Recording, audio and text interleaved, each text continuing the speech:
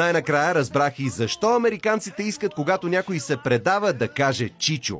Чудили ли сте се? На много места се среща.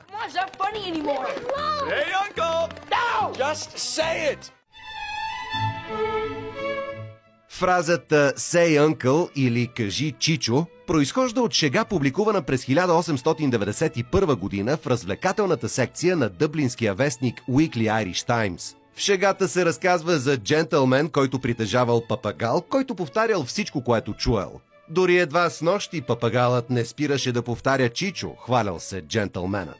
Но някои от приятелите му не вярвали и затова той се прибрал и се върнал с папагала. Но птицата се притеснила и не казала нищо. Затова джентълменът започнал да я бие, крещейки «Кажи чичо, кажи чичо».